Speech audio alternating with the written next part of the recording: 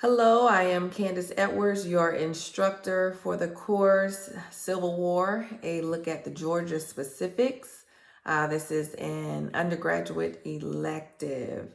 So we are currently in Module 2, Georgia's role in the Civil War, and our objectives for the lesson or for this module, we're specifically looking at the Union blockade of the Georgia coast. We're also looking at Emancipation Proclamation, Sherman's Atlanta campaign, Sherman's March to Sea, Battle of Chickamauga. We'll touch a little bit on the Andersonville prison. So I'm assuming that you've done all the readings in the Schaefer text. So I'll just do a quick recap for you. We're in 1861, Abraham Lincoln has been elected and inaugurated as president.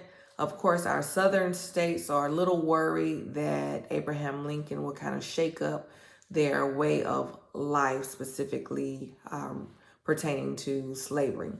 Now, Abraham Lincoln is pretty strict and stays firm with his idea of not allowing slavery to spread.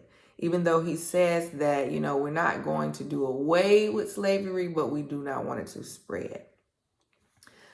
His goal is to preserve the Union. So he's trying to compromise on both sides. Let's not upset the Union. Let's not upset the Confederates. But the Confederate states are not quite convinced that Lincoln is on their side per se. So of course we have several states seceding and forming the Confederate States of America.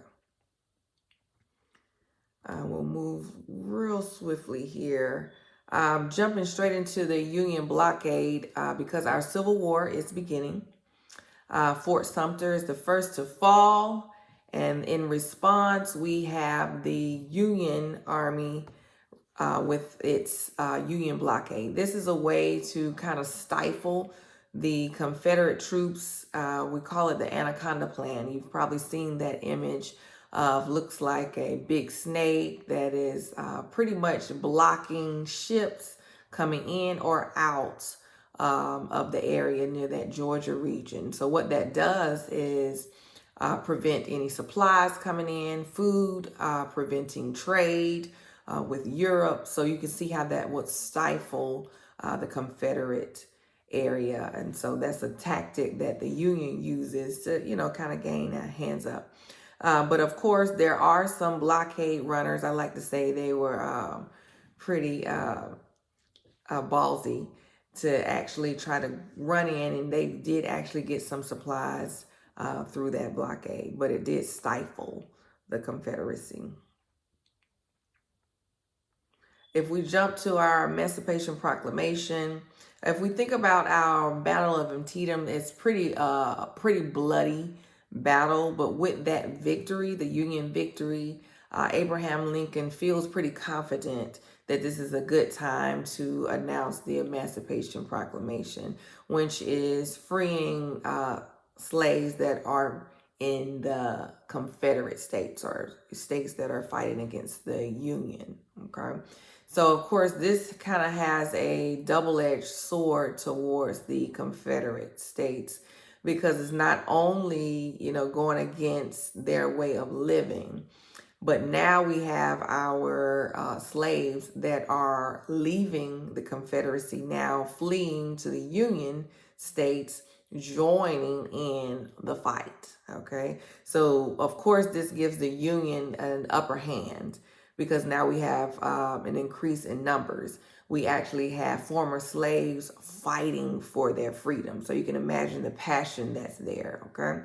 So this Emancipation Proclamation really is shifting the focus of the Union to preserving the Union and actually freeing the slaves. The Southerners, again, their way of life is totally interrupted.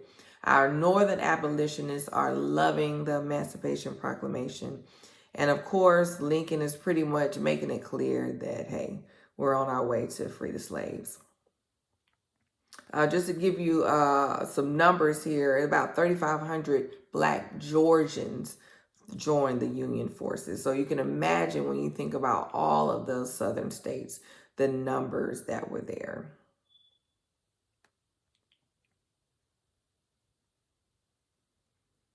Looking again, let's see, I want to look at Chickamauga. We're going to touch on that really briefly. Why was this important? We have our Chickamauga battle is a pretty important Confederate victory. Okay, it was a pretty big Union defeat. 16,000 men killed on both sides, and the Union finally retreated. Okay, so we're so used to hearing about the Union battles, but Chickamauga is actually a big time victory for the Confederate, and we're focusing on Georgia, so that's why we bring up Chickamauga fought on Georgia soil. Our guy Sherman, if any of you have visited Georgia or raised in Georgia, you may have been on tours, depending on what part of Georgia you're from, of tours of Sherman's march through Atlanta, or Sherman's march to sea.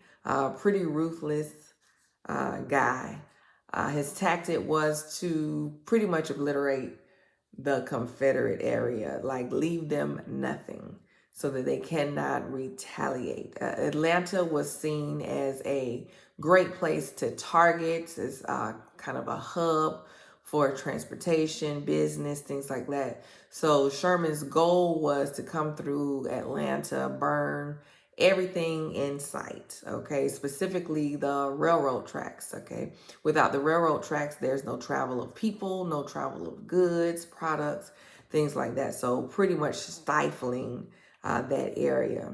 Setting fire to everything. You may see a lot of images of Atlanta being set on fire. So that's hats off to Sherman for that. Pretty ruthless guy. Says he gave Savannah to Abraham Lincoln as a Christmas gift. That was part of his march to sea. So no, we're not stopping at Atlanta. Like I said, he is pretty much trying to destroy the Confederate Army, just tearing up everything in his path. Okay, so his march to sea, he's splitting up his troops so that they can make sure their path of destruction is pretty encompassing. Destroy everything. They're living off of the goods that they come across, food and things like that. So you can imagine if you're a civilian in that area, Sherman's army comes knocking at your door, if they knock, and demanding, rations from you. And what do you do? Touching on our Andersonville prisons, pretty bad place in Georgia. More than 4,500 captured Union soldiers were inside of these overcrowded camps. They're living outside in kind of makeshift cells, if you will. Dirty water, barely enough food. So many of these captured soldiers actually died, not from just being killed, but died from starvation or disease. It was a pretty horrible place. Clothing, if we didn't have food or water, clothing really wasn't any type of luxury there. I think that's all we want to look at as far as recapping. But what I want to focus on for our assignment that you have, let me pull that up for us real quickly. We have basically an argumentative piece looking at William Sherman. Was he a war hero or was he a war criminal? If you're looking from the Union perspective, many probably would say a war hero because pretty much his march through Atlanta, march to sea through or to Savannah was the beginning of the end of the Civil War because it crushed the Confederate side. So looking from the Union perspective, he's probably seen as a war hero. Looking from the Confederate side or some sympathists, that may not have been on the Confederate side, where if you look through a civilian's eyes, okay, you may have said, hey, you went kind of overboard. I want to share a letter that I have, a journal excerpt from a woman in that destructive path of Sherman. And I'll just give you a little bit of it because it's pretty lengthy. But it's dated November 19th, 1864. And it says, I hastened back to my frightened servants and told them that they had better hide, and then went back to the gate to claim protection and a guard. But like demons, they rush in. So it's kind of letting you know how they see or view Sherman and his troops.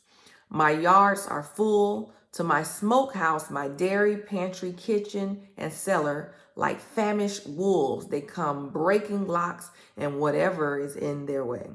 The 1,000 pounds of meat in my smokehouse is gone in a twinkling. My flour, my meat, my lard, butter, eggs, pickles of various kind, both in vinegar and wine jars, jugs, all gone. My 18 fat turkeys, hens, chickens, fowls, young pigs, shot down in the yard and hunted as if they were rebels themselves.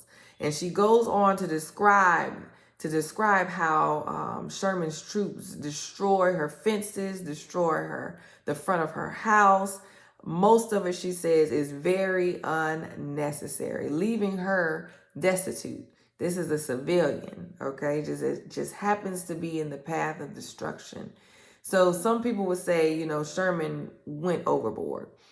This woman, in some eyes, is not a threat at all. She's just living her life, just happened to be in the South. This is just one of many excerpts of people claiming that Sherman went a little overboard. We understand the tactic, but to leave this woman destitute, now what is she supposed to do? Her food is gone. I mean, it seems like months and months of her hard work, or her slaves' hard work, or servants, she calls them, hard work going down the drain. So what I want you to do, I've uploaded a few different documents for you to analyze, and I want you to pick a side.